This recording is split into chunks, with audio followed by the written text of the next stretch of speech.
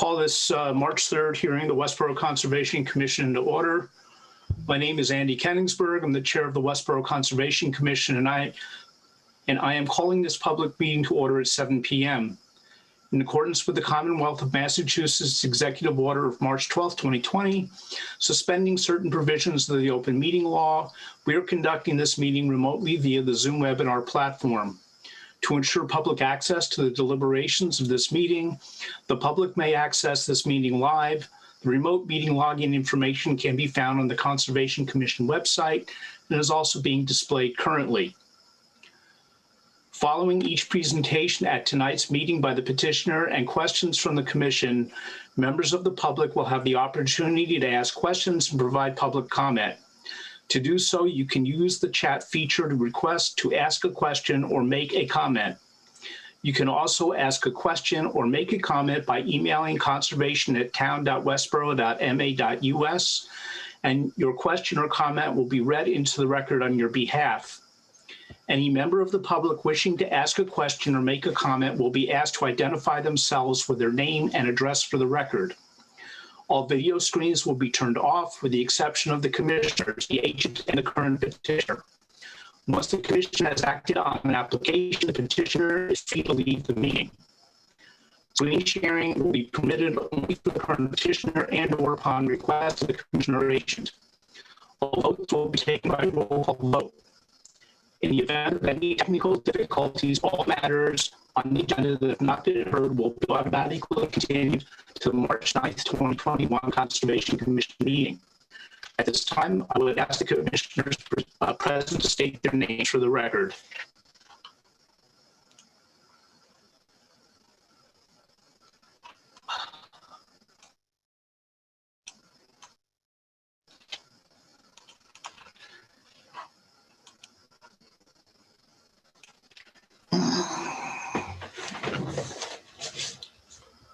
Andy, I don't know if it's just my audio, but you were broken up during that. I could hear audio, but yeah, barely broken up.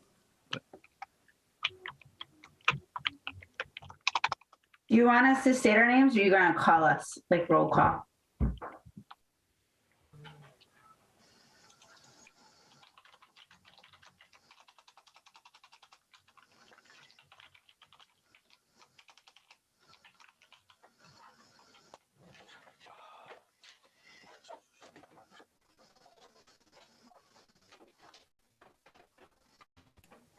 Andy's going to call in, so I think we're just going to have to put this on hold for one moment.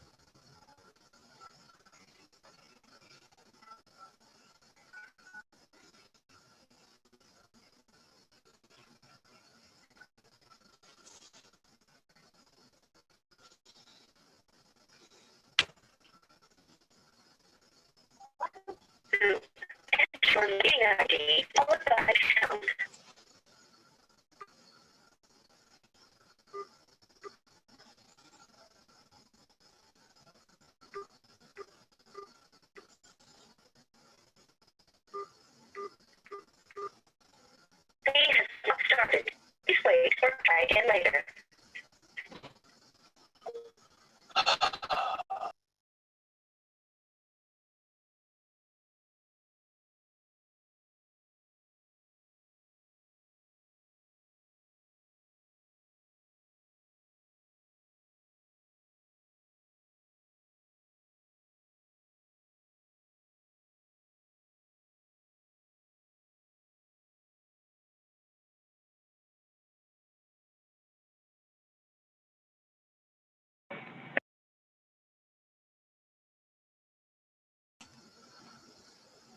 Can you hear me?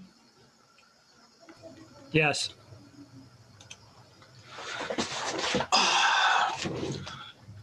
Okay, I can't hear anybody else right now. I just want to make sure. Yeah, you're coming in very clearly now, Andy. I'm going to go back in.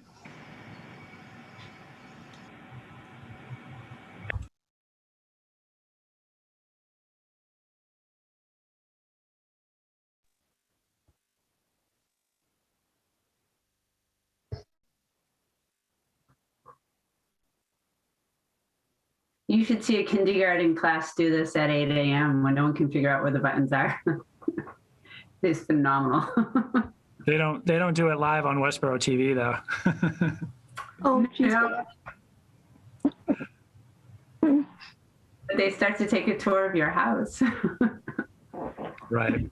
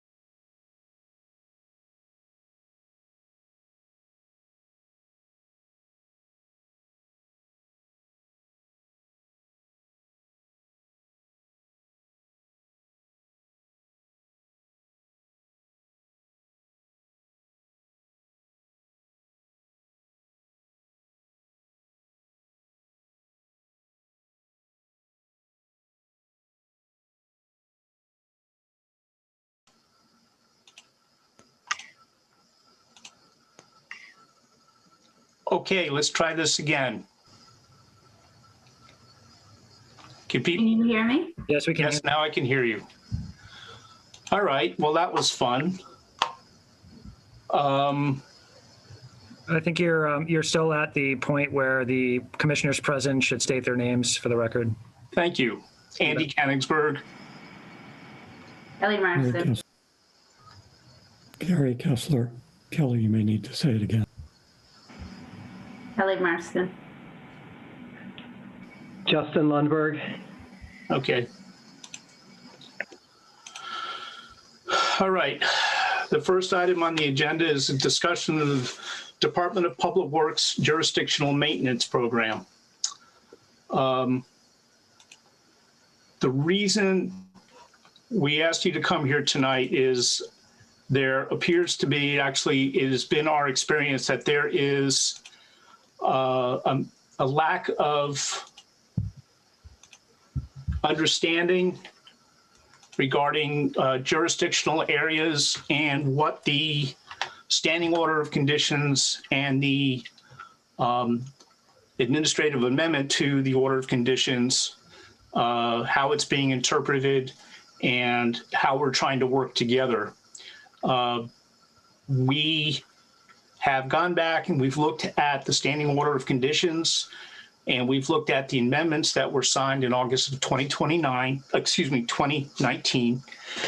And both those documents state that we are to be informed before any activities take place that are listed in the amendment from August 2019. It's stated there very, very plainly that we are to be notified. My understanding is this has not been consistent or has basically been ignored. And That's no longer acceptable to the commission. The commission also has jurisdictional rights in the Sandra Pond watershed, Sandra Pond reservoir area. There's nothing in any of the documents regarding Sandra Pond that says that the DPW doesn't have, that the Conservation Commission does not have jurisdiction in that in the pond area for any resource areas. So I would like to get that straightened out with the Department of Public Works this evening to make sure that even in areas where the DPW has permission to work in jurisdictional areas, that they give proper notification to the commission and cooperate with the commission, so that the commission, in doing their duties, does not in any way interfere with DPW and vice versa. So I'm going to open up the floor to you, Chris, and to you, Derek, to discuss this issue. Thank you. Okay, so appreciate the opportunity for the discussion. I guess I'll say up front, echoing what you just said, is that we fully want to, and I think at least recently have been working in cooperation with the Conservation Department and, you know, by extension, the Conservation Commission. Maybe some of the early miscommunications could be attributed to me in terms of just understanding how we've done things past practice-wise.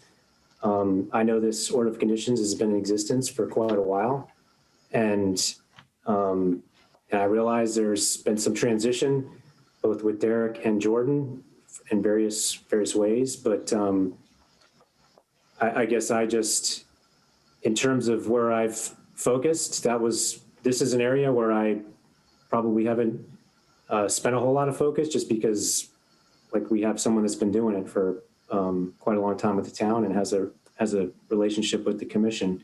And so, you know, for me, while I've read, you know, I know the order of conditions and what it says, and there's a clear line in there that says, you know, notify the commission. I also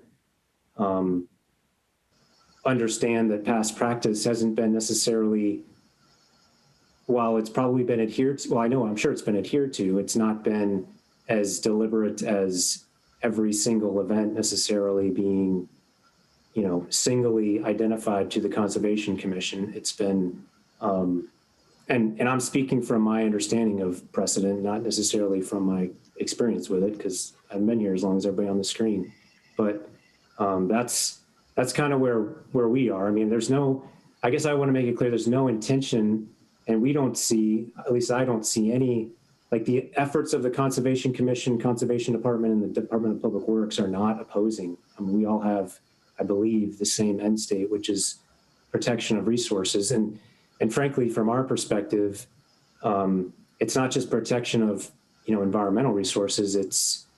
We have budgetary resources that we have to manage, and we're not going to expend them on things that are not appropriate or necessary. And so we're not going to, whether that's using our own equipment or people, or it's, you know, paying a contractor to do work. And so we don't want to do anything that, you know, is unnecessary, just because we gotta stick to a budget.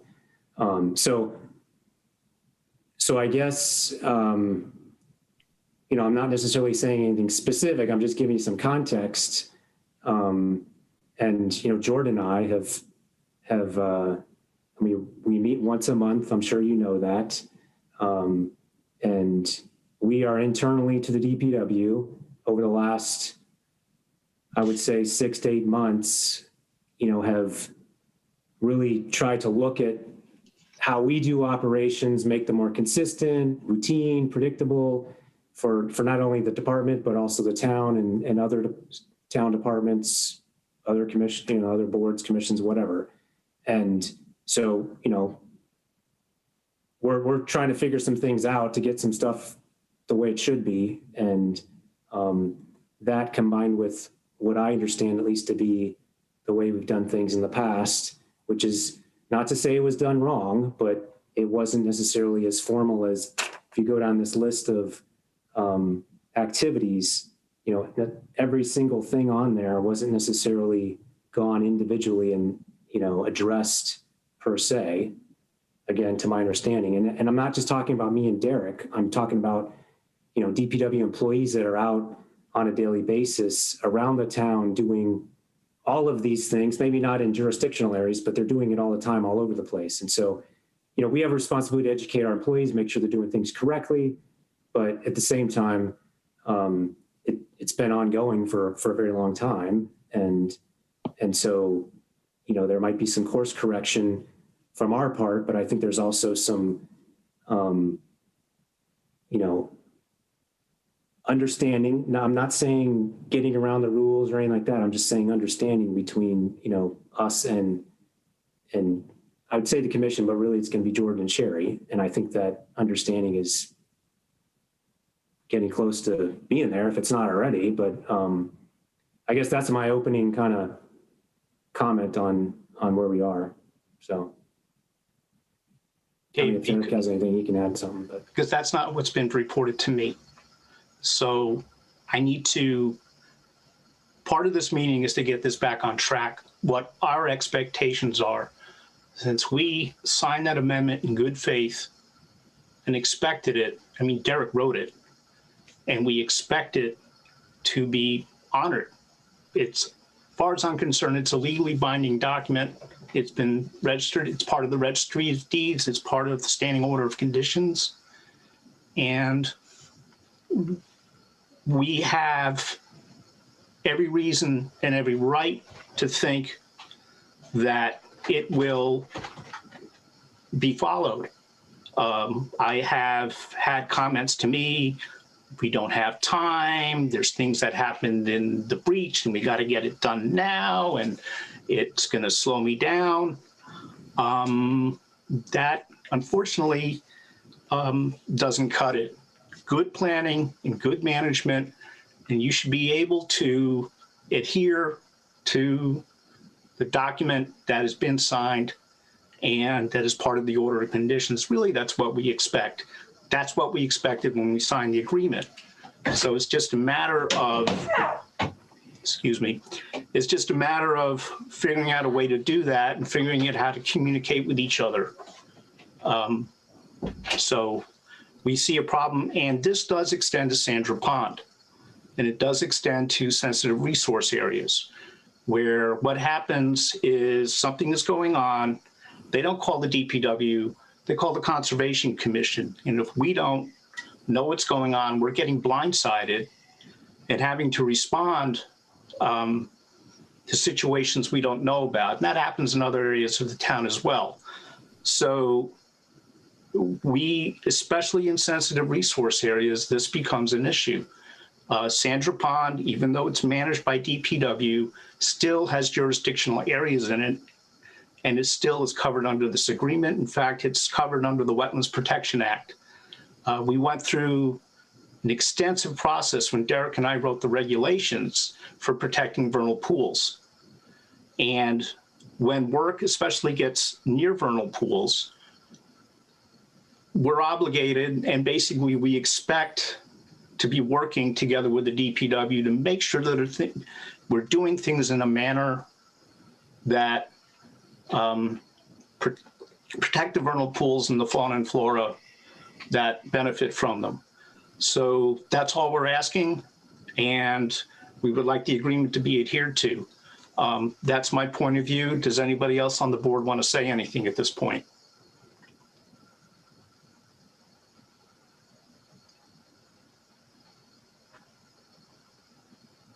Okay. Well, I'll just say that, and I apologize for coming in late, but I agree in concept with how you summarized it, Andrew, and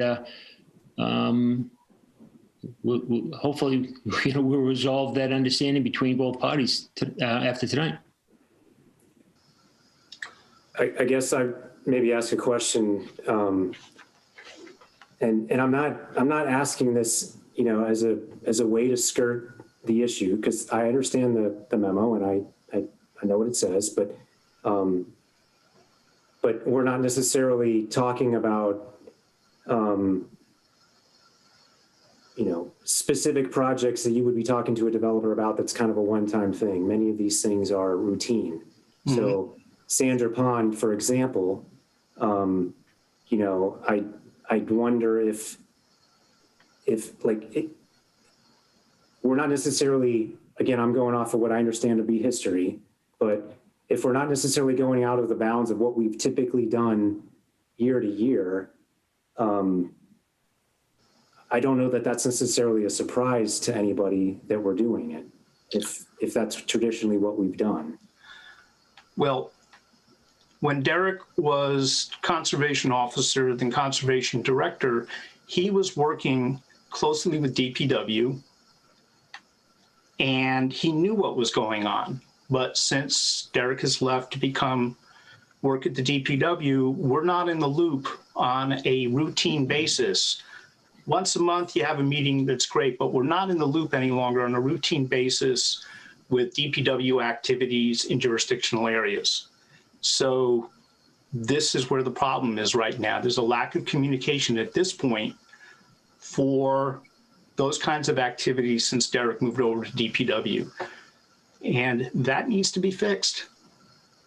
And we've given it a couple of years, and we would like to see this issue addressed through better communications and understand that the Conservation Commission has a role and a job to do in this town the same way the DPW does. So that's the understanding we're trying to get to this evening. May I make some comments and ask some questions? Yeah, please. So, Chris, I didn't hear you push back on intent at all, and that's certainly a positive thing. But I think there has been some disconnect at some point. I don't know whether or not Derek may want to comment on this. I'm going to get fairly specific because it helps with the context to explain at least where I'm coming from a little bit. There was an area up along Bowman Street on the Sandra Pond property that's within the jurisdictional area for a vernal pool, where the perimeter along the road was recently cleared. It had previously, in fact, been worked on, and there had been an issue at that time as well with the fact that there was clearing going on within the jurisdictional area, and we were unaware of it, that it was happening, and didn't really understand it, in fact. I still actually don't really understand what's going on in that area. So when you talk about, this stuff being repeated maintenance that's occurring, yes, but in this particular place, it's repeated maintenance that's occurring that I personally don't understand why it's occurring and why we're not being notified. So I think for certain kinds of jurisdictional areas, and this vernal pond would certainly be one of them, I think there needs to be an understanding that hasn't existed heretofore. So falling back on history and repeated maintenance doesn't work for that specific case. There may also be other cases, but I'm focusing on that one because I'm familiar with it. And it just doesn't sort of mesh up with the way I think either the commission or DPW wants to be working together. So the fact that you guys are having monthly meetings, I think is also something that's relatively new, and I think that's great. That should certainly help with communications. So question, I don't understand your planning process for this kind of work. I don't know whether you have an annual plan that you work off of, whether things come up during the season and you make assignments that morning. I have no idea how the planning process works for this kind of work. Some understanding of that would probably be helpful because it would give us an understanding of what kind of prior notification is convenient or not for the way that you guys work.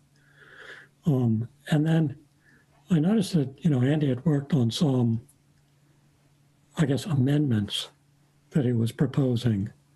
And one of those had to do with making it clear that we were looking for, I think it was 24-hour prior notification to the conservation director or the assistant of work that was going to happen in jurisdictional areas. I would like to understand the practicality of that and whether or not an email could go out basically to the commission just for work that's happening in the jurisdictional areas 24 hours ahead of when that work is supposed to happen. So, if you guys would like to address any or all of what I said or what I'm asking about, I'd appreciate it. Okay, I'll kick off, but I'm confident Derek has an opinion on that or some responses. And I think those are great comments and questions because it gets to what I think when I kind of reflect on why we're sitting here, it kind of gets to some of the challenges with what we're trying to do, which is good intentions by all, but I'm going to kind of work backwards. But some of the things, and you mentioned it, they're not necessarily suited for, and I'm saying some, so Sandra Pond might be an there's exceptions, and Sandra Pond is obviously one, or at least components to that. But some of these things, and you can look at this list, and some of these things just don't necessarily lend themselves to, some sort of notification that allows time for Jordan or Sherry to come out, do some sort of site observation, and then get back to us and tell us whether we can proceed with work. And I'm not saying we're not going to abide by the order of conditions, because we will. But I think there's opportunities there to be kind of reasonable about how we're going to enforce and approach the issue, which is, I think, what was just kind of raised as maybe a question. In terms of our process and planning, I wish I could give a better answer, but frankly, it was somewhat ad hoc for a while, and so as I mentioned earlier, what we've done is we've formed a process, and we've got a map of the town. We've divided it into 10 sectors, and we have an approach where we're going to cycle through the town. We did kind of our pilot of the program over the winter, and on April 1st, that thing kicks off. And it's not just areas that affect the conservation or your jurisdiction. It's the entire town and just how we do business. And so the intent there, and Jordan has seen this, and he's actually been out to some of the training we've done to prepare to execute this in terms of various sites where we're doing vegetation management. It makes a predictable schedule. We're going to have a calendar that says, every week of the year for the summer, or over the summer at least, what sector we're in, and there's a map, and it shows like all the outfalls are there, and all the all the roads are there, and eventually we're going to have a vegetation map for roadside mowing, and so those things are in the process of being built, but it's not to the point yet where it's 100% and ready to go. But my point is that the question is totally legitimate, and I'd love to be able to just tell Jordan every day, here's what we're doing for the next 5 days, so exactly what we're doing. But sometimes we don't know. But if I have a crew out that's doing work, and they're starting to question themselves as to whether they can do that work or not because they don't know if it's in, on this side of the line or that side of the line, then we're just not getting work done. And so we're wasting time. And I'm not saying that, that's the commission's fault or you guys are making us, do stuff that's I'm not saying that at all. I'm just saying there's a reasonable side to it. And so there's probably some obvious things, like in my view, roadside vegetation management that, we just don't want trees falling in the middle of the road to block residents from getting around. I mean, I don't think anybody does. And I'm not saying you guys do. I just think that's something we take care of.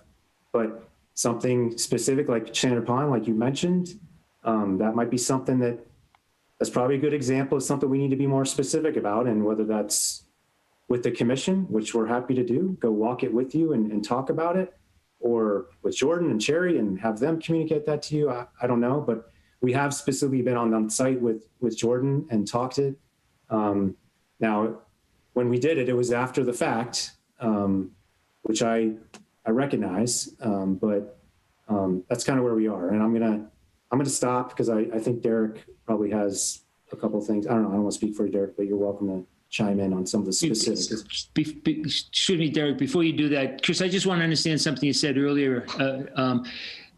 And it's a little confusing to me because I didn't get the sense that this was how we were trying to proceed with this understanding. But you said that you were describing that the commission agent or the director would receive 24-hour notice and come out and take a look at the proposed work and then it's determined at that point whether to proceed with the work. I mean, it sounded like the way you were describing it was, all this work that you're describing, even the basic maintenance was going to be based on approval. And I don't have that understanding from what Andy has presented or the commission. And that's not what's in the document. It just says notified.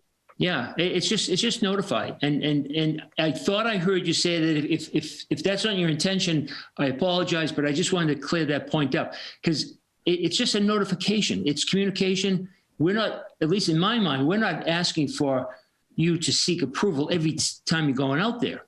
Yeah, no, that's a great clarification. I did say what you just said. And I'm looking at the document, it says notification, but so I guess I correct my verbiage, but also at the same time, Jordan and I have communicated about this and he has asked for, and Jordan, don't let me put words in your mouth, but I mean, he's indicated that he wants to look at these sites, before we do the work and I'm not saying that's a bad thing. There might be cases where that makes sense. So maybe I'm kind of misconstruing a little bit and Jordan can help clarify if you think I'm saying something incorrectly, but. Well, and also I get the sense that you were concerned because if it was just 24-hour notice and if they couldn't get out there, then all of a sudden your work might be in jeopardy. And that's not the case either. The notification would be for them to, if they could take a look at it because they may have a sense that it is a sensitive area, they could go out, but that doesn't necessarily mean they're going to go out every single time. So that if they don't make it in that 24 hours, I certainly wouldn't expect us to hold your work up. And, Andy, you can correct me or anyone else, but it starts with just notification. And then if anybody's on the commission senses that, hey, you know what, we're concerned about this, even if it's regular maintenance, because things change. And all of a sudden we have a situation that based on a quick preview, hey, can we just talk about this and how are you going to handle addressing a potential concern? Which you probably would have done anyway, hopefully. I mean, that's the whole point. Certainly Derek's role in his past association and how he managed his work with DPW did exactly that. And I don't see us deviating that differently from how things were handled in the past because of how he conducted his role for the commission. I can just clarify. I agree with both of you, Jerry and Chris. I think you're both saying essentially the same thing. The way I read the order is notification and that, we can ask for additional erosion and or sedimentation controls as necessary. So, I think the commission retains the right to provide guidance to a project, but doesn't necessarily need to look at every single one. But whereas I'm new and even routine maintenance is still new for me in Westborough, I have tried and asked to look at a lot of different projects, and I certainly appreciate Chris's time and availability to have me do that. But I don't expect that I would need to do that, for the whole time I'm employed with the town of Westborough. But certainly now where I'm trying to get a handle on the work that you do and what it entails, I think it's been important and useful for me. And if I could just add to that too, and how it's done, because if you have a concern about how it's done, then we have a opportunity to say something.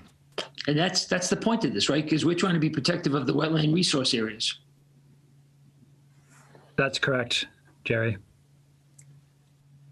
Jordan, so this is something that I guess, I don't know whether this could help clarify things, but we typically talk about jurisdictional areas, which I think is somewhat broad in the sense that there are particular areas that we would call sensitive areas, for which I don't know if there's a formal definition or not, but I suspect you know what kinds of places those are. I don't think we're terribly concerned about the bulk of what DPW does. If they're cleaning out, a head wall or a detention basin, a lot of those are places that we don't consider terribly sensitive, even if some of them might be jurisdictional. However, there are places that are sensitive, and those are the ones that I personally am a little bit more concerned about, because those are the ones that create the phone calls. Does it help to distinguish? And, based on the kinds of planning that I think Chris is talking about wanting to do and having started to do, we sort of know what area of town he's going to be working in during some period with a fair amount of notice ahead of time, even through the monthly meetings or the annual schedule that he produces. And yes, this stuff might vary. There's weather, there's emergencies and stuff like that. I'm not concerned about those kinds of reschedulings. But if we know what areas he's working in, and we know what areas we consider sensitive in those places, it seems to me that this brings a lot of clarity to his work plan and what it is that we might want to make sure that we are aware of ahead of time. Does that help at all?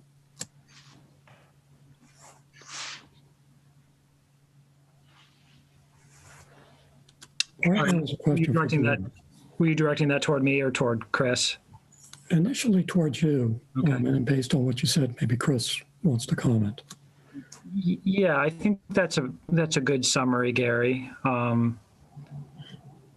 I think certainly, and just on behalf of the commission, notification and the ability to inspect, as you said, sensitive areas, that we generally think of as sensitive areas. For example, work within a vernal pool buffer, or near the ACEC or another type, mapped habitat type area is important.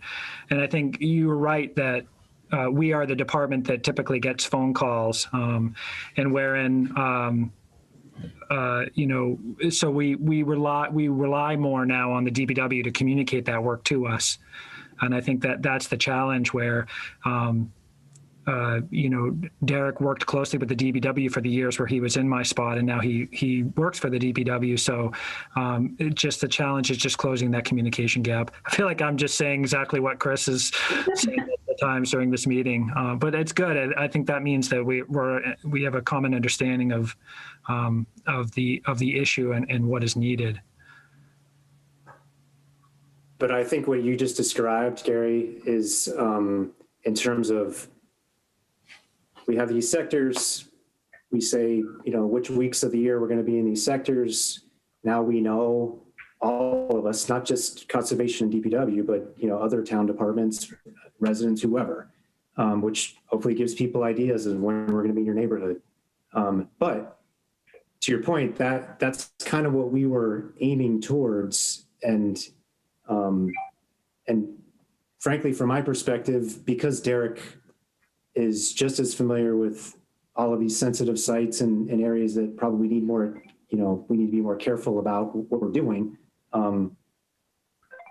I've relied on him because I know he knows. And so probably the interaction with Jordan and I is where it's been maybe rough is the fact that,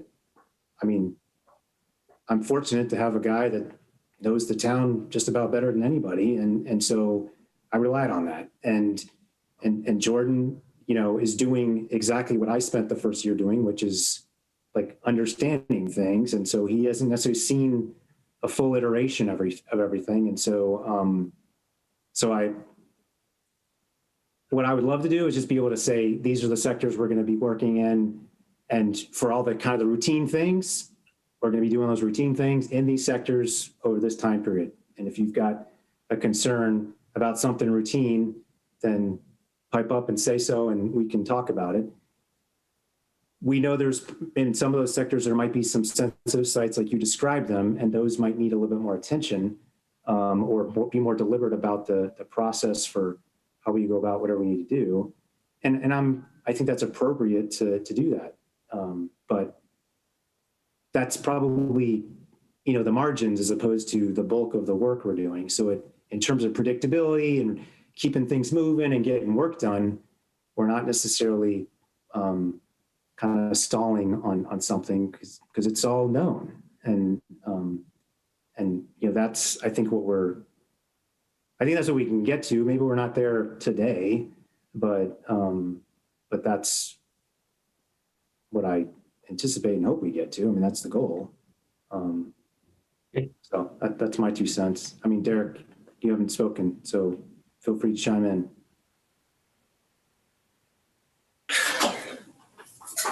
Gary, just get back to what's sensitive and what's not. It's important to note that the commission of the present and all the commissions of the past and many, many, many planning boards have put voluminous amounts of utilities through, under, over countless sensitive wetlands. I'm learning more and more as I go through my goals, as you hopefully got. I'm going through sewer easements that are all through the wetlands, manholes that haven't been touched in 27 years. So what do? I have to maintain those areas. Jerry, I was just in your neighborhood. I think it's the best it's ever looked. At the end, so those water, sewer easements, that open space has never looked better than in all the years as you lived there. And I know that to be a fact. And the detention basins that we do. So everything's pretty well routine. There's nothing unique. I, for years, was the one that told the DPW what to do. You guys wouldn't even know who Rich Vudas was. I'm the Rich Vudas that's at the DPW today. He never called me and telling me what he was doing. It just didn't happen. I'd be the one picking up the phone. Hey guys, we got to do this. We got to do this. You got a problem here. You got a problem there. So it's challenging for me because I was wearing so many different hats. Now I'm over there. Now I got to ask permission for what I was telling the DPW to do. That's a challenge. And I'm responsible in part to assist Chris in the whole town. So Sherry knows I've been tugging on Carl Baldoff's leg for years to have the Conservation Commission be an integral part of the MS4 reporting. That is a massive unfunded mandate. And it doesn't look like there's going to be any involvement from the commission. None. So I have over probably closer to 600 outfalls that need to be excavated out, identified, GPSed, all the pipe changes that we're doing week after week after week so that they can be tested. They're in wetlands. Of course they are. So if you see one head wall, you've seen them all. There's a couple, I just provided one example that's near the ACEC that I ran into and we did it. I don't know, hopefully you can see it. Look how far down that is from the street. So I have head walls in the community that are buried by 9 feet of sediment. It's a lot of work. For me to pick up the phone every single day, I can't do it. It's Not impossible. asking you to. Well, We're asking for an I have email. asked. We're Derek, you wrote the memo that we signed. Now, are you telling me now that the memo you wrote and the words you put in it, you can't live by? Is that what you're Not at saying? all. Not at all. It wasn't lived by since December of '01. At all. But It was that's not, Derek, that's not what I'm saying. You wrote a memo in 2019 that we all signed, which specifically says that the DPW will notify the commission before the work is done. Right, and the original order said the same thing. That's fine. But what we are asking is to make good on what was written to and agreed to. That's I'm what making we're good. asking. Andy, I got over 30 employees, okay? I'm trying to educate. Derek, I don't want to hear that. I know that you've got 30 employees. I know you have to keep them busy, but there's plenty of work that gets done, and I know you're doing good work. But that's not an excuse to not tell us what's going on, because we're not in the loop anymore the way you were. That's what I'm trying to say. I'm just going to jump in for a second. So the discussion we just had prior to this one with Gary's comment about scheduling and that sort of thing, I guess from the commission's perspective, if we, for simplicity of this discussion, if we break it down into kind of two bins, one is the routine things that, you go to a sector and our sector procedures outline, like there's a list of things that we do in each of these sectors and it's not all, related to stormwater or whatever. It's all, line painting or fixing signs or whatever. It's all kinds of stuff. So if that's sort of what we call routine work that a couple of you have kind of highlighted as reasonable work to just be expected to be done is captured in terms of notification through a schedule, and a sector assignment. And then the sensitive areas that we can define however the Commissioner Jordan wants to define them, are handled kind of to the letter of this thing in terms of we got to notify you before we do something. I mean, I guess I'm curious if that's a reasonable approach, because what Derek's, I guess, saying is, I mean, I'm speaking for you, Derek, but it probably is not going to work very well. I'm not saying we won't do it, because in the end we'll do what we're required to do, but and some of you already said it, it's not going to work if we have to notify about every single activity we do. And I think you guys realize that. And so what is we understand the intent of this document. What is the,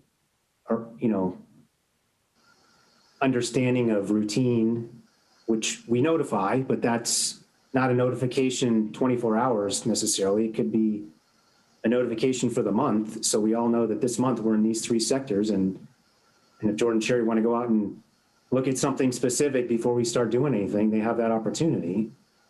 And that's, 80 or 90% of our work. And then there's this remaining section of work that is a little more sensitive, as it was described, however we define that. And that's where we are more deliberate about our notification. Like we're notifying specifically a location as opposed to, a sector on a map. It's, if we know we're going to Sandra Pond on Bowman Street, and we got to do this, whatever. I guess I'm asking, is that something that is an approach that, you guys would consider acceptable in terms of moving forward? Hey, Chris, if I could ask a quick question. When you do that planning out, is it a month in advance most of the time, typically?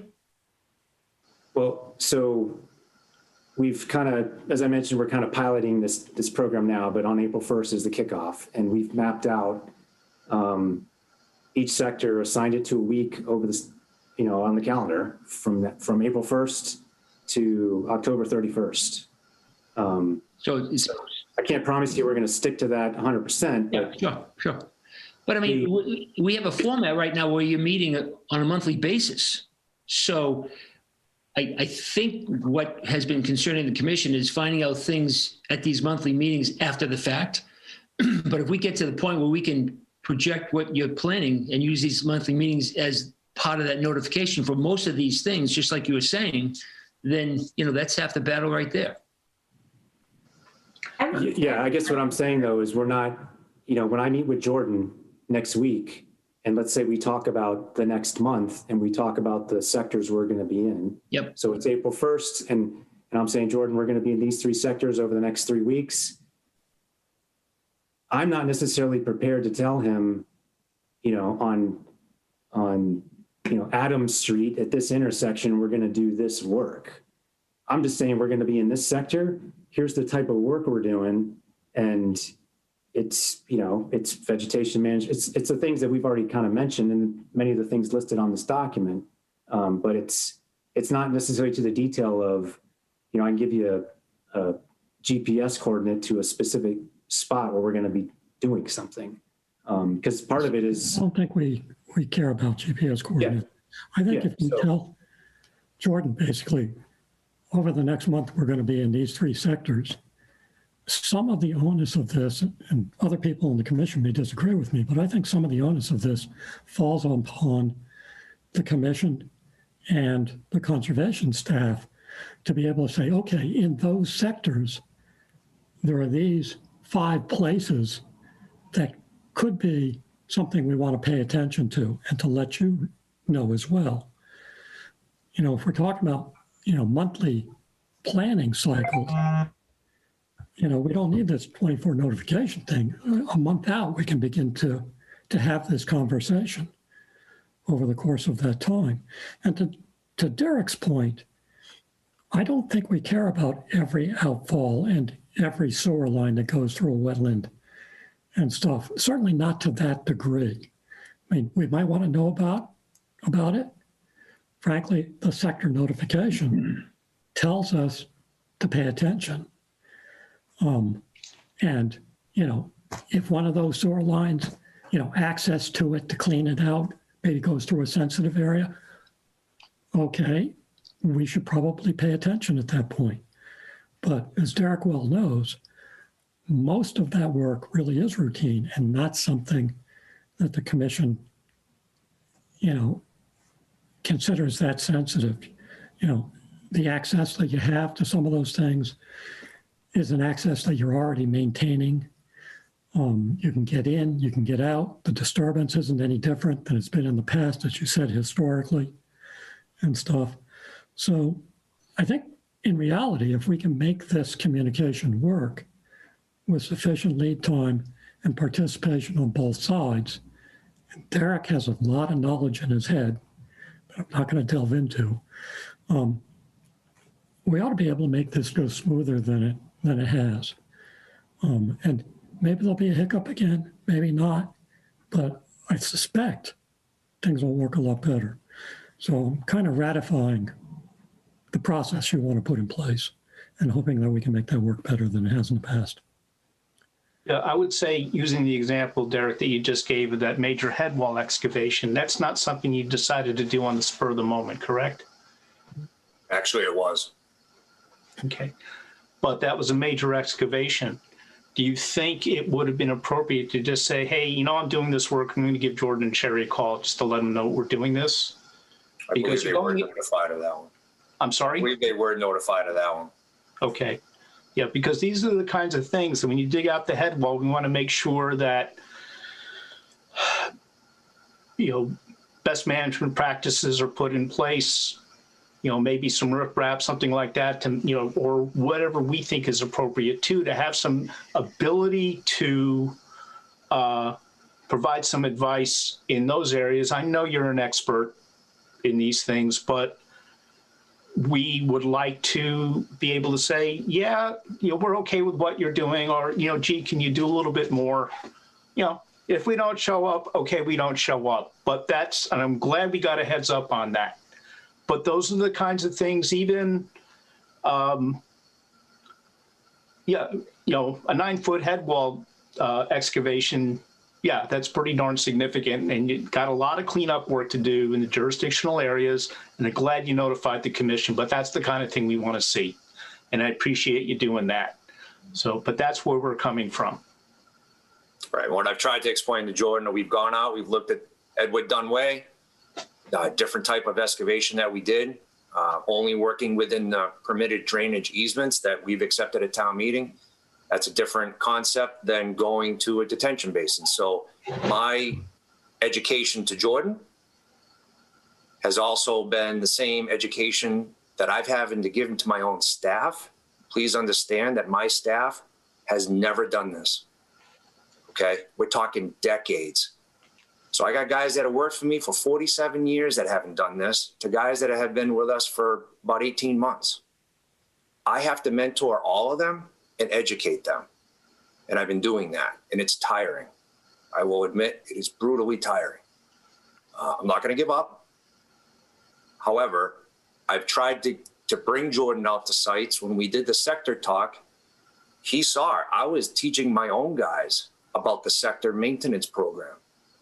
And once you see one giant stream crossing, I even explained the Massachusetts stream crossing guidelines so that my guys understood what the intent of why this bridge was so big, why it's so important to maintain it. But once you see one, the methodology is the same for all. Same with the head walls, same with the drainage swales. It's all the same. So, you got does the commission have the sector maps? We do, yes. Okay. So, a lot of thought went into that. Just to back up on it, what we did is we took the 14 drainage divides in the community. 4 of them were kind of small, so we dumbed them down, put them into 10. And that's how we divided the 10 maintenance sectors up. And so we go into those neighborhoods, we try to hammer it out. It's working pretty awesome. The community is thrilled to see DPW in areas that they have never been into before. So again, the tolling period is April through November. So you know where we're going to be. All the red dots are on the plan. We're updating because we're finding outfalls every single day. Every single day we're finding outfalls that aren't mapped. And we're uploading that into the People GIS as part of our MS4 reporting.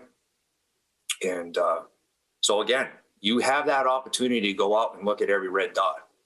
They're out there and we're going to hit them. That's our obligation to the MS4 program. There's nothing, it's cut and dry. We're going to hit them one time and hopefully we'll be done. But as I explained, and I've given Jordan plenty of examples, when they're buried like that, you don't go and immediately put riprap. That entire line is contaminated. And it takes a long time for it to clean itself out. We have spent tens of thousands of dollars jetting in the community. Sometimes we get through this stuff, sometimes we can't. But we let it kind of flush itself out, and then we'll go and put the riprap. Otherwise, the riprap's contaminated after the first storm event. I don't recall saying that it had to be done immediately, Derek. Okay, but these are the kinds of things we want to talk about. Right, and just so you know, I have brought these scenarios to Jordan's attention. Okay, so that's a lot of time on my end too, which is equally as important as anybody else's, that I have taken the time to try to educate Jordan. But please keep in mind, I got a herd of other guys that I got to educate too. And they're getting it. They're going out to areas that they have never seen before. So on some of my goals that you guys got, so many of those were to protect the wetlands, the sewer easements, the sewer stations themselves, all 33 plus the metering station, 34. I can go to bed last night and know, you know what, that windstorm we had, I'm pretty confident that we didn't take out a station, because when we take out a station, that backup most likely is in a wetland resource area very, very quickly. That was a lot of work, and we got that. Now I'm focusing on the cross-country sewer easements. Sherry saw one time what it looks like at El Toro's when a sewer overflow goes into a wetland It went into the ACEC. You're helpless. There's nothing you can do. But if you don't do your job, because our guys don't even know where these sewer easements are, including myself, after 27 years of no maintenance, this program that we're going to do, clear them all back. It's a lot of work. Then Pam and I are working on mapping all these. Then I'm sending it to my sewer guys. They're going out and popping those manholes once a year and documenting it. Because if there's something going on in the woods, they're all adjacent to wetlands. We may never, ever, ever know that we have a sewer overflow in a wetland. We'll never know. It happened up at the hotel. And we didn't know for a long time that it occurred behind Piccadilly Pub area. So there's other things that I'm implementing through my goals in the department that don't necessarily correlate to the sector program because private contractors are doing that work. I'm trying to do that work during the winter months to try to get through these wetlands to the best of my abilities. And we're starting back up again. And just so you know, we're doing Shrewsbury's Interceptor that's coming down. So that's everything behind Regal Cinema, right out to the Assabet River. We're knocking that easement back. So it's encroached so much now, it's not even close to its 30-foot swath anymore. Then we probably got 10 others that I got to go do in wetlands. But I'll drop an email saying this is where we're going. This is what we're doing. But I just want everyone to know I'm only staying within the recorded easements. That's it. That's what the town meeting said. Hey, this is your obligation now. You inherit it. The Department of Public Works never approved it, but we got to maintain it. That's our obligation. And that's the awareness that I'm trying to bring to my staff because they've only looked at the right of way and that's it. That's all they've ever done. And even then, that vision that they have had has been taught a certain way for a very, very long time. And we are trying to unwind all that right now. So Derek, you said there are new head walls and stuff that you're finding and are getting mapped. How does Jordan and Sherry find out about these new mapped features? They can go on People GIS. I'm learning about People GIS. My staff is learning about People GIS through How Pam. do I know to do that? How do I know when things have changed? How do you know when things have changed? I sometimes I don't. My staff goes out because part of the MS4 program, Jerry, and you're probably driving down roads and you're here clunk, clunk, clunk, clunk. There's manholes that are coming off that have never been come off. Sometimes you'll actually see us jackhammering them out of the road because each manhole now needs to be inspected, part of the MS4 program, versus just going to the catch basin, which has been customarily what's been done. So when they're doing that type of investigatory type work, they're then saying, wow, I don't understand. Why is that going that way? And then we have cameras and we're cameraing and we find out that we're heading 30 degrees the opposite direction. And then the guys go out and they just start doing investigation work and they find these, because some of these aren't mapped at all. These are usually ones that are, I'll give a classic example, Sampson Drive, 1955. That's when the Subdivision Control Act happened. So we had an outfall. Everything was mapped going to Flanders Road. Makes common sense. It doesn't. We just found it 2 weeks ago. There's an underground buried vault running parallel to the trolley line heading towards Longmeadow. It took us a ton of time. It's 162 feet down the trolley line, completely buried, and it discharges to the trolley line. Nobody had any idea. We spent a lot of money on that, almost 7 hours of jetting, but we're determined because we're obligated to find the outsource of every outfall, irrelevant of where it's located, because we don't know yet, and Chris and I don't know, of the 500, 600 outfalls we have, there's a heavy proportion of those that are mandatory to be tested. And I've said this for over a decade. How do you test an outfall when it's buried? I don't know. But to your point, Gary, in terms of, sorry. Go ahead, Chris. Yeah, I was just going to say to your point about, to Gary's point about, discovering something new, populating it in our GIS, how does anybody know it's been added? It's a great point.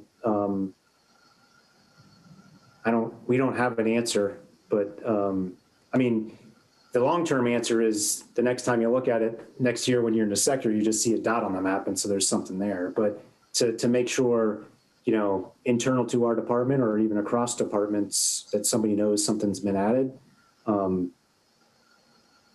that we haven't. That's a good point, and I made a note of it because it's something we need to figure out how we track and then disseminate, you know, the newness of something that we've discovered. Each outfall is tagged. That's new. You'll be driving around. You're going to see them all over town.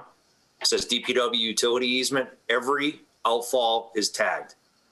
So as we find them, we tag. If you're on the ground. So this is for me because so many of these buried outfalls are because people dump. It's not news to the commission. So one way for me to get credit for one of the first steps is the educational component to get a credit for MS4 is we're documenting through our consultant. All I need is one picture. The picture's the same for all, that we are labeling each and every one in the field. So when you want to go there and start dumping, you know, Jordan, Sherry, you driving, take a look at them, make sure no one's doing anything, because more eyes, the better. But at least now you know where they are. And also our roadside mower knows where they are.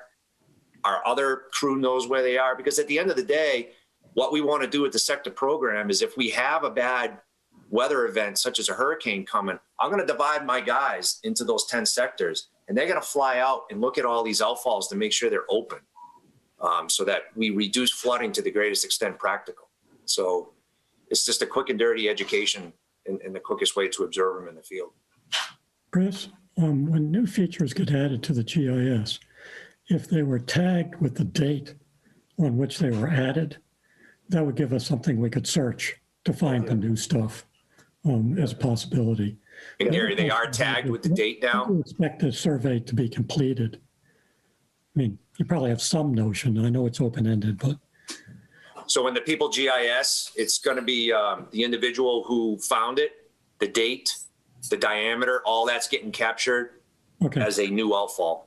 Yeah, and then the direction gets changed on the mapping as well. So Kyle, one of our employees, has been working intensely with Pam to be educated on the tablet. And we just went to town meeting to upgrade those tablets to have better communication in the field. And we've pretty much accomplished that actually last week, finally with Pam. So we're off and running. We're making the changes now in the field. Derek, the People GIS, are they forms they're filling out online? Yeah. You create a questionnaire, basically. People GIS created it. Yeah, but that's what they're filling out is a questionnaire, and then it gets mapped and or put into an Excel program.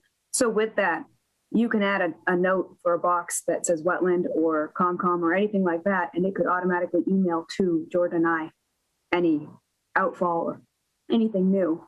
You can do a lot with People GIS. So if that's something the commission would be looking for any new outfall, when you tag a new one, it could automatically send an email to ComCom, the email address, and then Jordan and I would be aware of it. Yeah, we can look into it. I just don't want to overcomplicate for my guys already, because it's been a challenge. That's behind the scenes. You can do that. So Pam can set that up. Okay. Where if they're finding a new head wall, it would have nothing to do with what the data they input. It just, when that box was tagged, it would do a macro that it would know to send an email automatically to Jordan and I. I mean, so like right now, I'm up in one of the sectors, and I'm on Old Connecticut Path, just by Ian Johnson's house. Never been touched since the inception of when we took that road at town meeting. Pretty bad up there. So I got trees growing over the road, cutting them off the head wall, cutting them off the guardrail. There's a wetland down there. There's a wetland down there. I'm up in the right of way. I'm in the drainage easement, slope easement actually, so that if we have to redo any maintenance on the head wall, we can. My truck's on the pavement. I mean, this is my obligation to the community day in and day out, is to get this work done. So I'd like to speak. Yep. Derek, I got a question. You know, I'm an old DPW person. So kudos to you for trying to teach that many DPW employees about wetlands. But so my question to you, back in my supervisor days, the day before I would meet up with, water, sewer, whoever, the tree guys, and we would kind of hash out what was going to happen the next day. I'm sending 6 guys this way, roadway cleanup that way. Just for safety, say somebody rolls a loader, I need to know where they are so I can go help them. Is there a possibility, it doesn't have to be overcomplicated, like forms, and it just sounds way too complicated. Is there a way that when you're in your head putting together, because I know you don't do anything super duper on the fly. You are meticulous, list, don't leave any stone unturned. Is there a way in your head you can be like, oh, these guys are going to be here, here, here, and here. And then if that sets off a red flag in your mind, because every single thing in town, just shoot an email. Like, hey, we're going to be on this road tomorrow. Just thought you'd like to know. So Chris and I are all about the calendar and about planning. Yeah. So if you walked into our break room, you're going to see this huge whiteboard. Yeah. It's the obligation of the leadsman to fill that whiteboard out. But please, and I'm not saying this in a negative way. I have one that's been there 47 years, one that's been there 38, one that's been there 37. They're all walking out the door this year. Then I have another one that's over 20. It has been very difficult to make this type of change occur. We have tried. We will continue to try. But please understand, it is not easy at all. It's not an excuse. There's been a lot of conversations, and we will continue to do that. But if you go in there, it goes by week, where you're supposed to be for each division. And what we've already set the dates starting April 1st for the tolling period to November 1st for the sector program. So they'll go up, they'll put in there, hey, we're going to be April 1st. We're in sector 1. This is what we're going to be doing. It's not the entire staff that's in sector 1, because we got sweeping to do. That's town-wide. That's not by sector. It's just we're bouncing around. But yes, you can take a snapshot of that. To the best of my ability, this is where I'm going to be. Unless something crazy happens, like a 1.3 million gallon water main break, but stuff like that happens and it totally skews the schedule. But that's what Chris and I have been trying to do. But the amount of changes that we have made are astronomical to that department. And it's come with some people not too thrilled with me. So please know that's the end state, always the end state. Chris and I are extremely organized. We have to function that way. That's why I started with cleaning the DPW 131 Oak Street. It was embarrassing. It's now the cleanest DPW, in my opinion, in the Commonwealth, because you got to start at your home. So that's what we did. But yes, that's the end result. So I think what I heard Kelly asking, and you can correct me, Kelly, is, and it's kind of interesting with this, all these experienced people soon to retire, as you bring new people on, maybe a new procedure is to consider this notification, because I think that's what Kelly is asking. Mm-hmm. And that might be your opportunity to get them to understand that that's one of your requirements, and it might be easier to do if they understand it, as new people come on, that, that's what they do.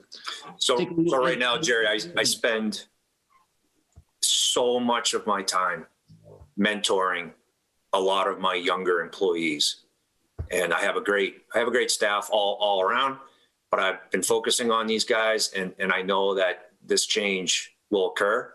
It's also going to be challenging for the community to deal with this change, because that's a lot of years. I'm probably losing about 160 odd more years of service this year.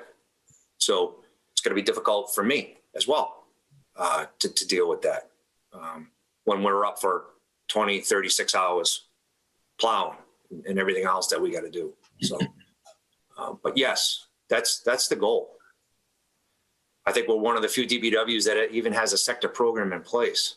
Never mind all the other programs that we have in place. So, yeah. So I can speak just very in brevity relative to Sandra Pond.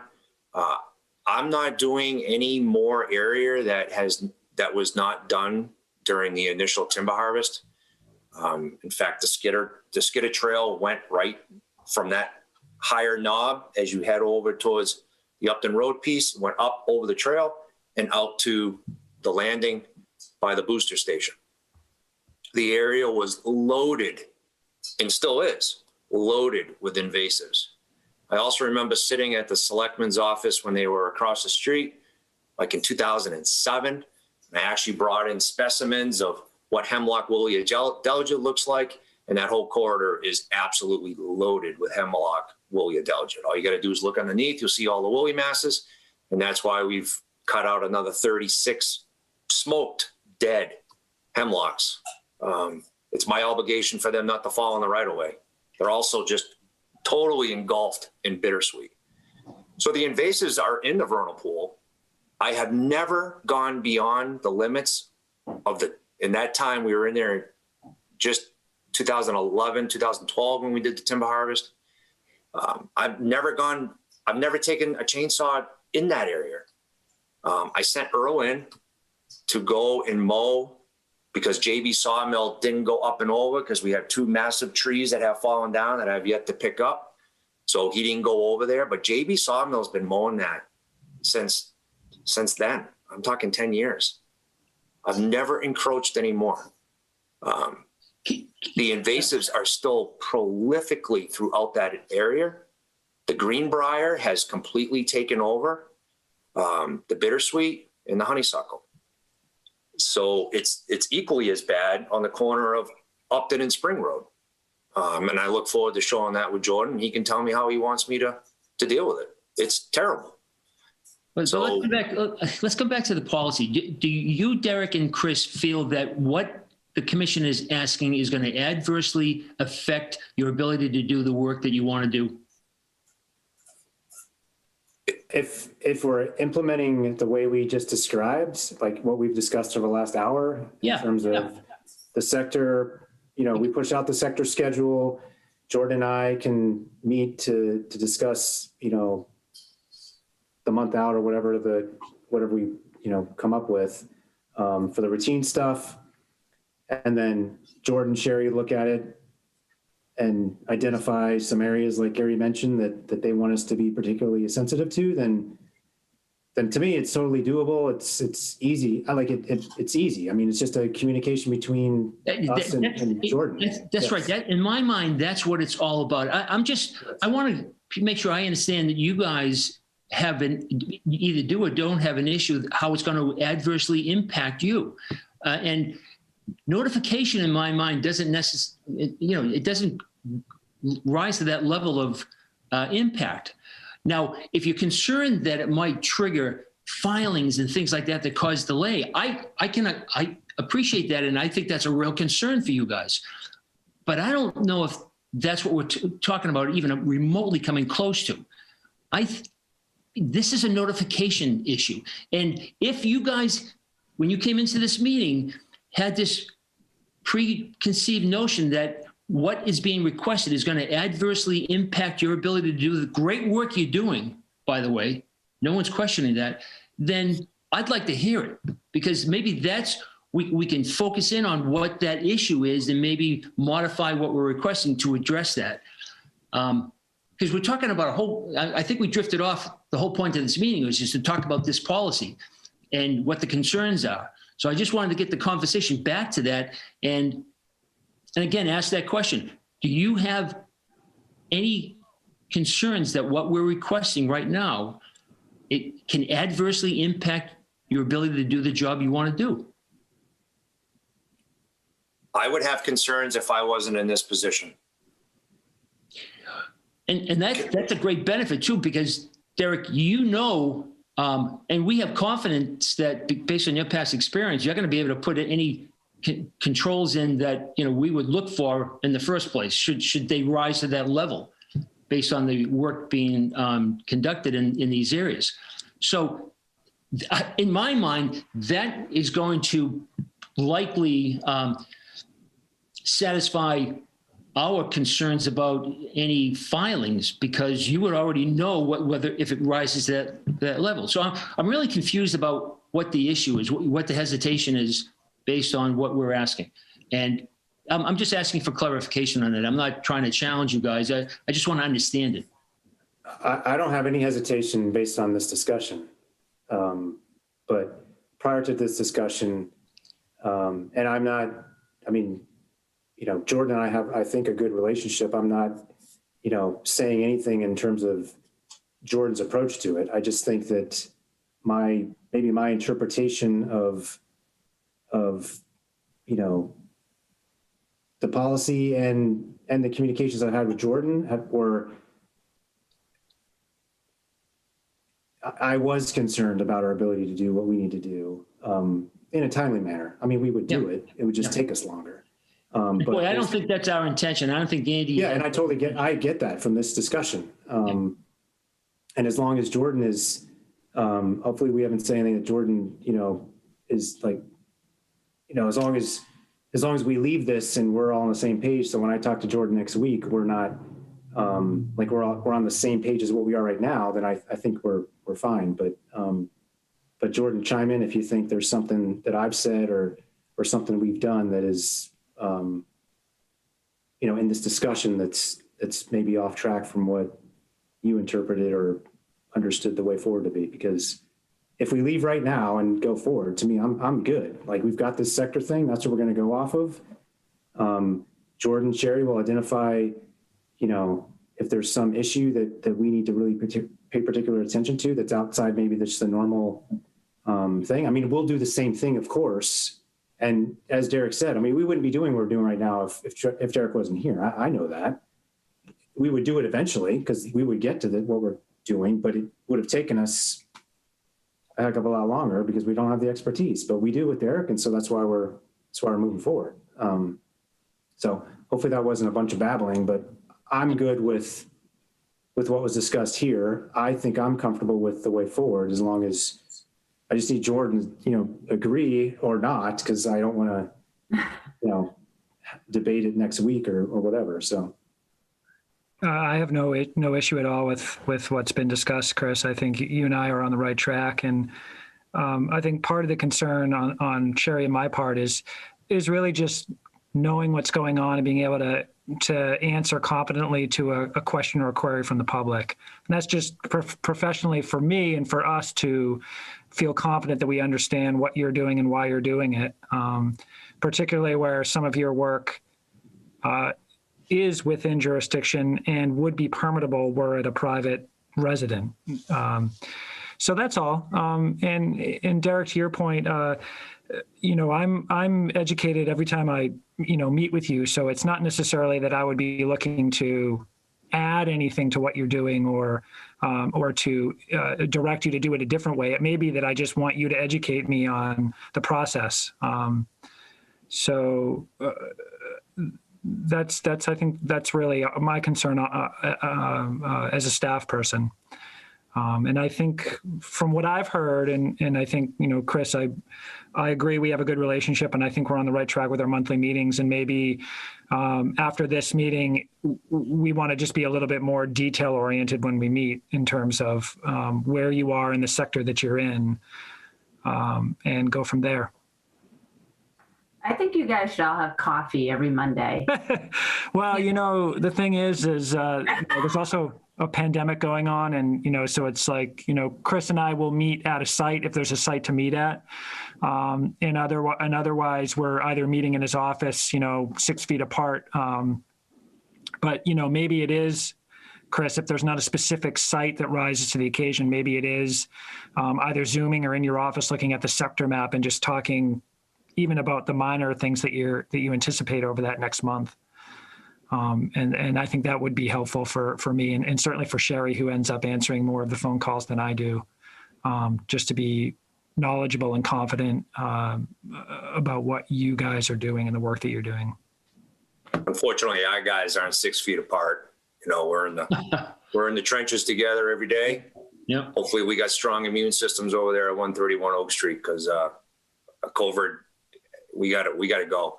When you guys wake up every morning, something that was told to me is that DPW is always a necessity for everyone who wakes up.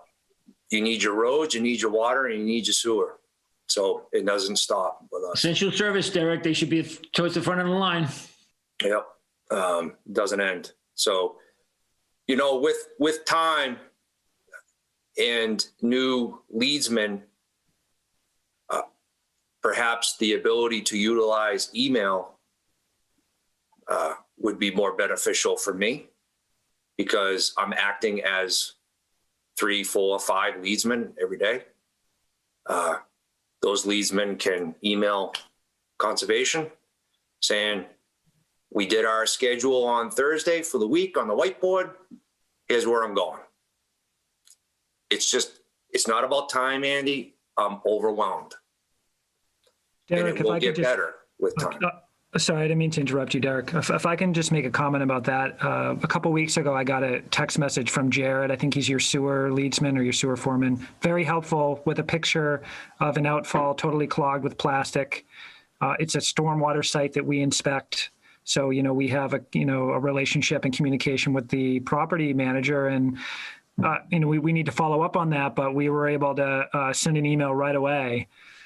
So it may be adding that element too, that, you know, Sherry and I are put in contact, or, you know, you give your leadsman our email or our, you know, my cell phone number, so that they can communicate issues as well. And it's not just up to you and Chris to inform us about what's going on.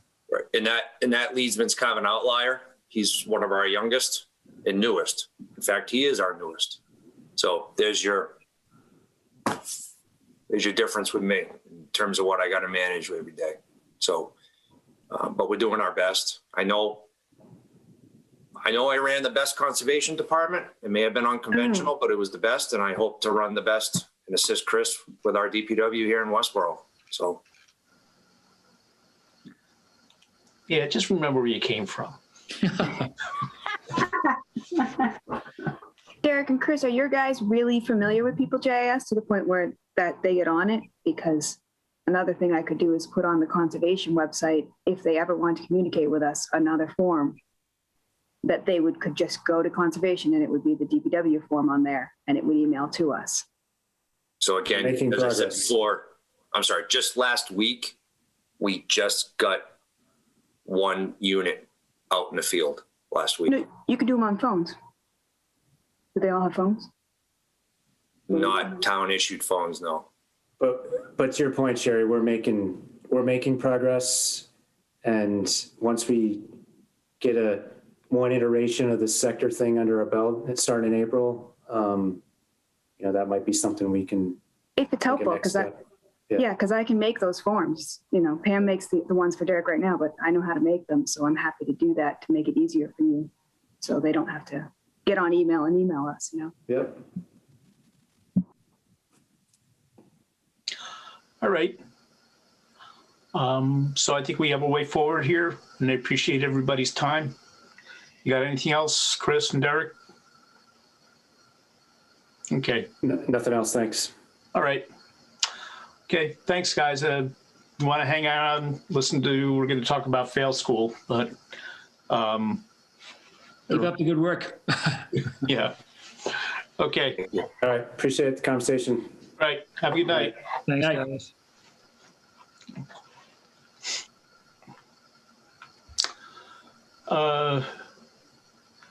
So you guys saw the little write-up I did about the pond at Fail School. Jordan, did you CC everybody on the commission on what the response was from the school board, from Steve Durrett?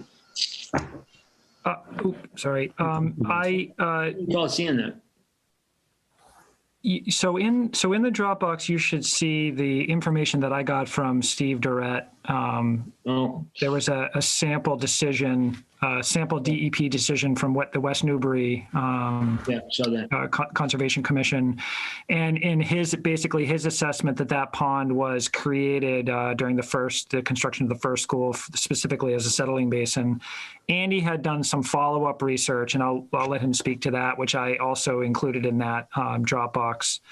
And so Steve Durrett had followed up with me today, just asking if the commission had a chance to discuss, and what was your response to their request to be able to use that pond as a settling basin. And I think if I can summarize, Andy, I think you're even more knowledgeable on this than I, but Steve is indicating that the alternative to this is an expensive system that would involve a frac tank that would be obviously a cost to the taxpayers of Westborough. So they're not pursuing a alternate design at this moment. I think they're waiting for the commission to respond to their request to actually utilize that pond for what they believe it was originally designed for. Or at least used for during the first school construction.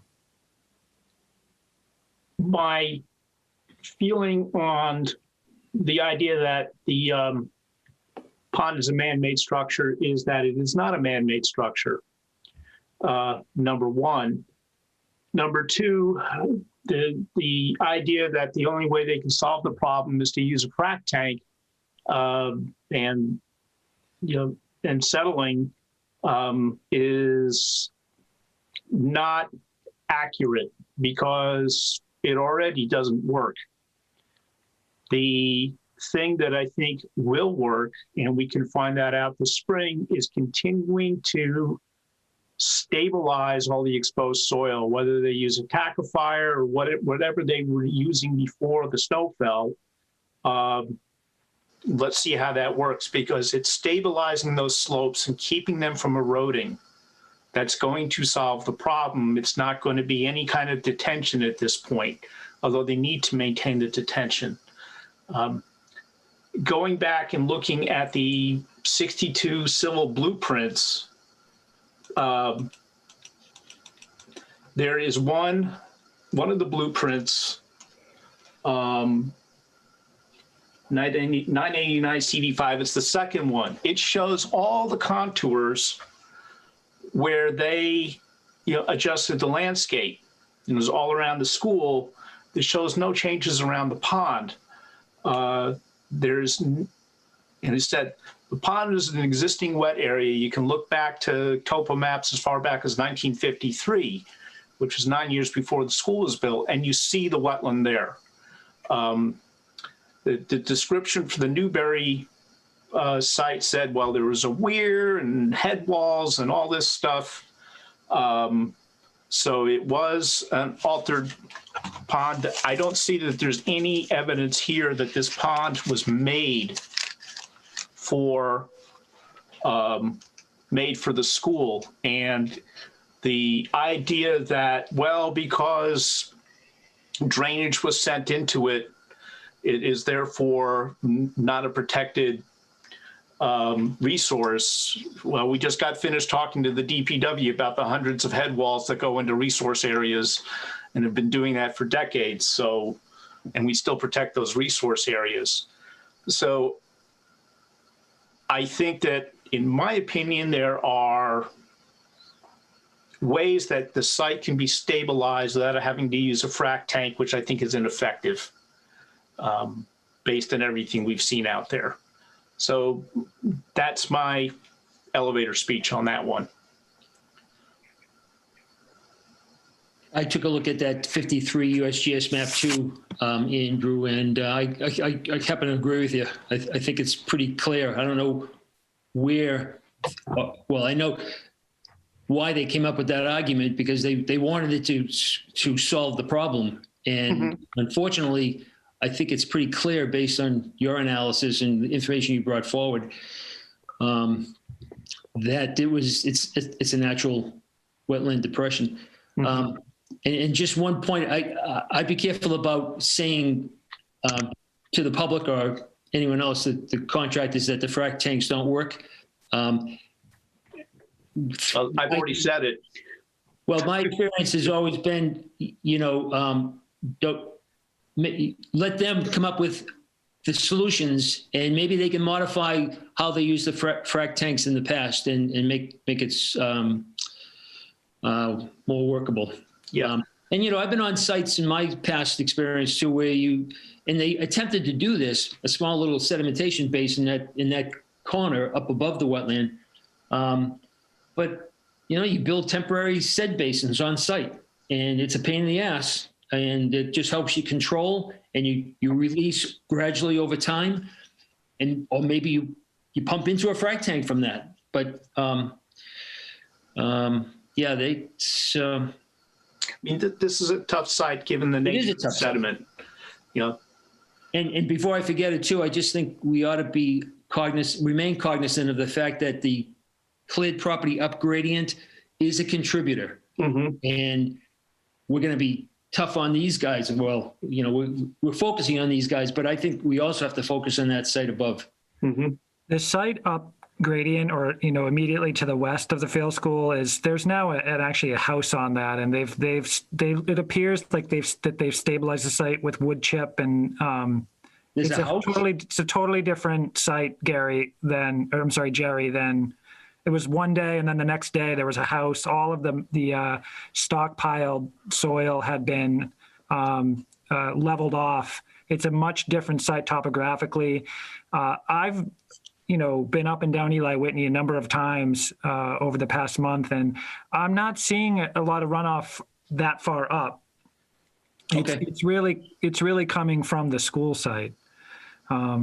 But there was an issue there. You're right about that. And we met, Fung Nguyen in the engineering department and I met on site with their contractors and looked at some solutions which they implemented. But then again, immediately after that meeting, they put a house on that property. And so if you took a ride up there, I think you'd see obviously a different story than back when you conducted that site visit during that rainstorm. Yeah. Well, that's foundation and a house, they put it in pretty quickly. I know, we're on live TV, but it would be helpful, I think, for Sherry and I, if the commission could direct us how to respond to the school building committee's request to use that pond, so that it's sort of coming from the commission and not necessarily just from Sherry and I. Because I think obviously they're under pressure too to stay within their budget. So, and they're presenting that as an issue here. So I just want to make sure we're clear, and you're clear on sort of, what you want to see here.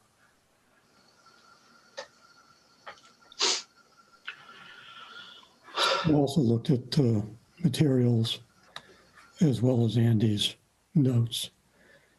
What's that, Gary? I also looked at this stuff.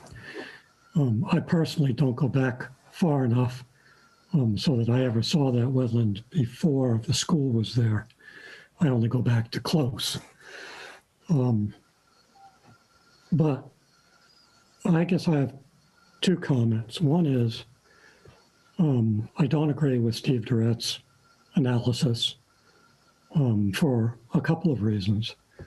One, I also agree with Andy. I think that while that may not have been a, quote, pond, I see no evidence that the school changed the topography there.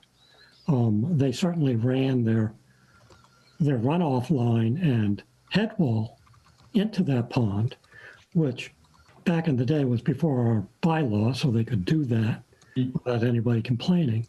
But it's not grandfathered, because we have explicit grandfathering in our bylaw. So it's clearly jurisdictional as things currently stand, regardless of the fact that they're running runoff in there, which, oh, by the way, we probably should be telling them they shouldn't be doing. The second comment is that Steve's bringing up the Newberry School or Newburyport, I forget exactly where it was, West Newbury, somewhere up there. It's a little bit apples and oranges. The nature of that whole analysis was such that you were talking about something that clearly was part of the construction. Here, I think what we're seeing is a by use during construction.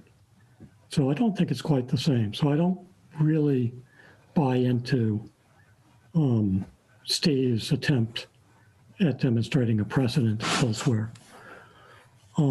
If, and I'm not saying we should, but if we were to allow them to use the pond, which I don't think would be the right thing to do, we wouldn't allow anybody else to do this. But if we were, then I think we would have to talk about remediation afterwards. I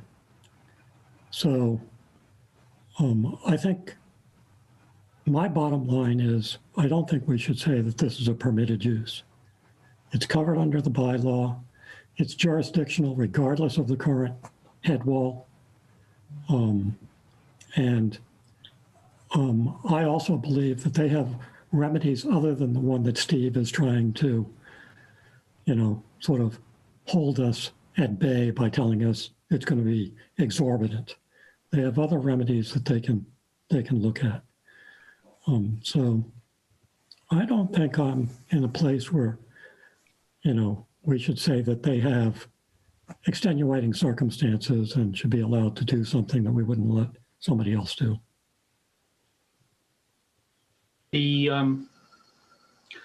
It's not just our local bylaw. I think under the Wetlands Protection Act, this is an issue as well. Yep. Yes, thank you for that. Yeah. You're correct.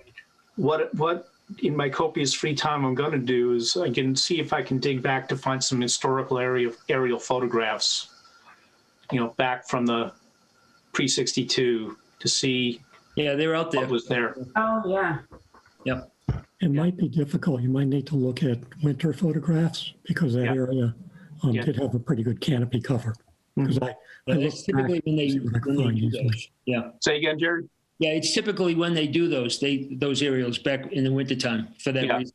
Yeah, that might be hard to dig up. I know back in the day when I was doing this kind of work, you had to go and pay companies to dig up their old aerial photographs. I still have to do it. I don't think it would be terribly expensive for me to dig that up. I mean, you never know. Somebody could have digitized them somewhere. I looked at the USGS maps as a first thing. It was just out of curiosity, and I had access to them. There are historical databases of USGS topo maps, which is what I found. So, I mean, my suspicion is that even back then, it was probably, even though the topo map said it was a wetland, it was really, probably a pond of some type, but I can confirm that by going and checking some old pictures. So we'll see what I can dig up. So as far as what to tell the school board is, we disagree that that's a man-made structure, and historically, from what we can see so far, that it is a jurisdictional area, and they're going to have to work with their consultants to come up with a cost-effective solution at the very least. That's great. Andy, I can certainly summarize those comments. That's no problem. Yeah. Does anybody else have any? Well, there is, Gary, you mentioned the potential enforcement action because they have violated the regulations. And I don't know if they're currently doing that, because if there's any runoff, we just, hasn't been a lot of rain, but there was a rain event not too long ago. And, what's going to happen next week? I don't know. But usually, go ahead, Jordan. Sorry, I just wanted to mention, Fung Nguyen and I have a site visit scheduled for Friday. We're going to walk the site again with Tristan Bazant. And so I'll make sure we'll go back and follow every, outlet or outfall on the property to see what's coming out the other end. But I mean, can you use the past violations as grounds for an enforcement action? Should they object to our not interpretation, but our position on the history of the wetland. You mean, you're talking about the current issues that are on the site? Yeah. Yeah. Well, no, there was some past. I'm just concerned if this is going to warrant a enforcement action. I can't say that now. I think, I'll formulate a response based on the discussion tonight to Steve Durrett, and then I think then the ball is sort of in their court to decide if they agree with that assessment. We certainly could go the enforcement route. And I think at a certain point, I assume that the school building committee or maybe us would want to involve Mass DEP to get their opinion on this. I mean, that's what happened in West Newbury, which is how that decision was made. Because I don't know how wedded they are to that argument put forth by Stephen, but the projected cost for the frac is a significant amount of money. So there's going to be a lot of objection over our position on that use, even though I think we're on very strong grounds, but I think there's going to be a lot of pushback. The concern I have is that if we set a precedent that we'll let it go because this is a school project, it's a town project, and it's going to cost the town money, then we're setting a precedent that we will turn a blind eye when it's the town. So I'm not sure that that's a good idea. Certainly if they disagree with our position and they take it to DEP and DEP disagrees with our assessment, okay. But, based on, I still cringe when I think about how I interpreted it originally, and you set me straight on that, Jerry. And, looking at the information and looking at, what's going on. Yes, it's a difficult site, but, there are regulatory issues involved, and that's what the selectmen appointed us to do. Certainly, they could fire all of us and put on people on the board who would not argue this issue, but we serve at the pleasure of the selectmen. But regardless, I think we have an obligation to do what we were hired to do, which is to protect resource areas. So, Andy, to your point too, I think you said this well. I think we can push back on them to come up with an alternative to a $275,000 frac tank. Mm-hmm. So that I don't know that is a legitimate reason to use the pond as a settling basin if there are other avenues that they can investigate. Yeah. Mm-hmm. I think there are. So frankly, if Chris Egan came to us and said, I want to use this vernal pool as a settling pond, because if I don't, it's going to cost me $250,000, I think we tell him no. mm-hmm. Yeah, and Gary, I remember early on in the discussion, even the quality of the wetland too shouldn't be, I mean, it can be if it was just man-made and just phragmites, but that's not what we have out there either. And it has a historical basis to it. It's been around. I mean, nature made that apparently. Well, it's hard to say that. I don't know when Ruggles was put in, if they excavated that back in the 1800s, for materials, who knows? But we may never have that question answered. But well, so there is the esker there. There is a natural catchment there. Yep, So it is that way. Yeah. Well, let me respond to Steve with these comments, and we'll go from there. Should that take a vote of the commission, that position? It would be be a good idea, I think, to do that. Yeah. Make a Okay. motion.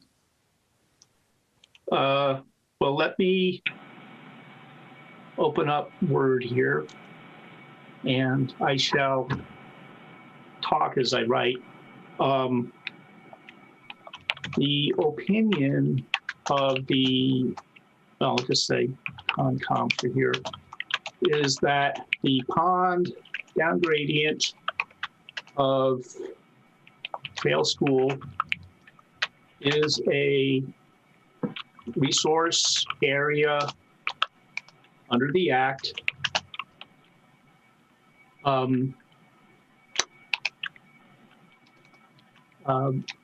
Examination of historic topography maps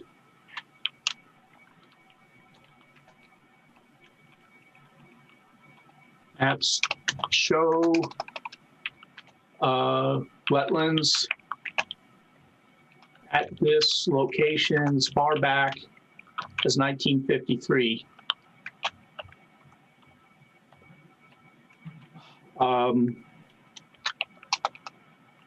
The area is jurisdictional,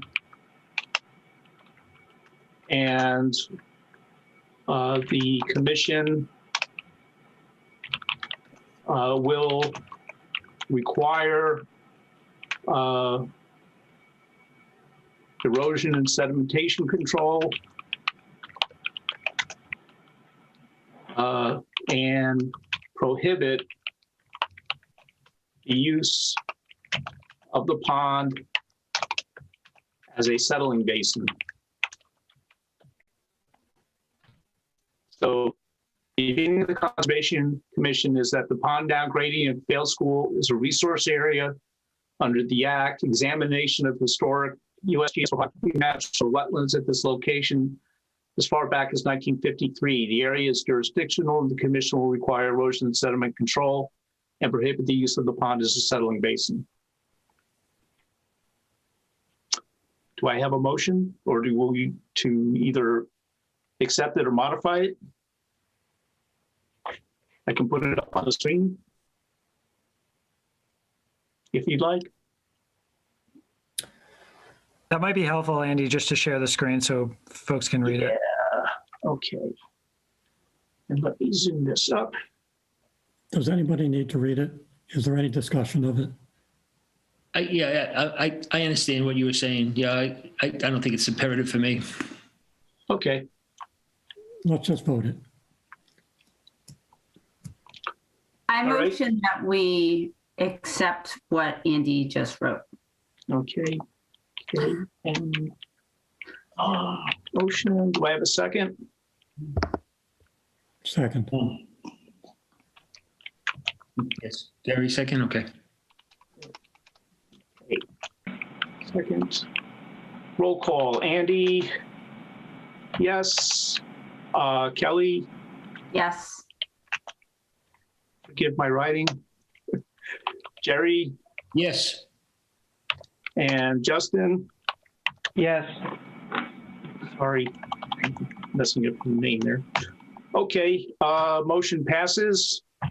And Gary vote? Gary didn't vote. Oh, Gary. He seconded it, but he didn't vote, did he? Oh, my bad. Sorry there. Yeah, we'll get you later. Yeah, I know. Happens to the best of us. Gary? Yes. Okay. Motion passes. I'll clean up my sloppy text and I will forward this over to Jordan and Sherry. That's perfect, Andy. I can, Andy, if you, I mean, you wrote a memo to the commission and you attached the 1880 and the 1953 topos. Yeah. That's basically what you just wrote in that. Mhm.